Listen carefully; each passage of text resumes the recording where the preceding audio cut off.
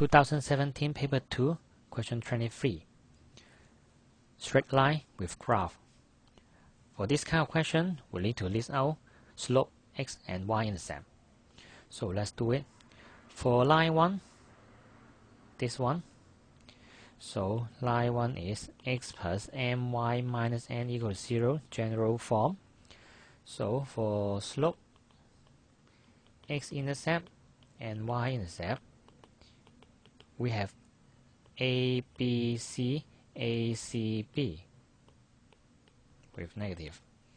So for slope, negative a over b, so it is negative 1 over bb is m. X-intercept negative c, so negative n over 1, so it is n. For y-intercept, negative n over bm, so n over m. It is line 1. For line 2, x plus py minus q equal to 0. So for slope, negative a over b, negative 1 over p, and then q, and then q over p. After this out slope x and y-intercept, we can look at their nature. And you can see both lines are increasing. So that means for red one increasing, so slope is greater than 0. If a negative 1 over m greater than 0, you see m should be negative. So we know m is negative. Same for the blue line L2, also increasing, greater than 0. So same case, we can conclude p is less than 0 because negative 1 over a negative number should be bigger than 0. Negative become positive.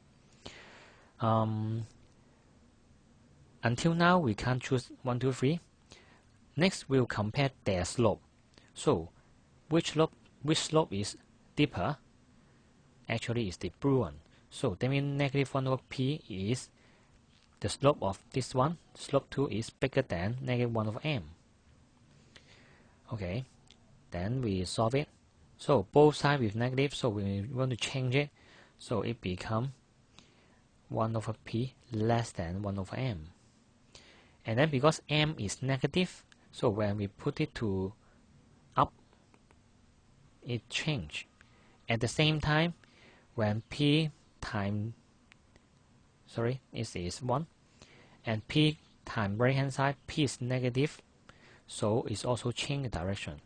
So m is less than p. So you see 1 is correct. Next, we'll compare their x-intercept. So for x-intercept, you see L1 is bigger than L2.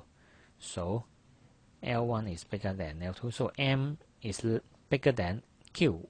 So 2 is also correct. So let's see 3.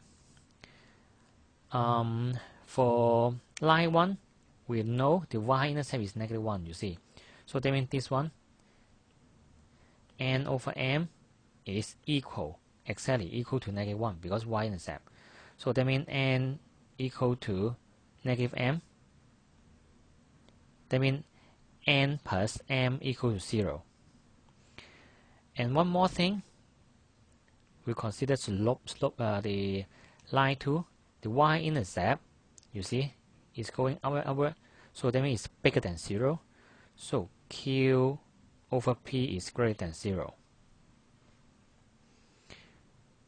We know p is less than 0, so that means a negative number, for this one negative number, this one also negative number, because if we want to get a bigger than 0, both should be negative. Negative become positive, so q is also less than 0.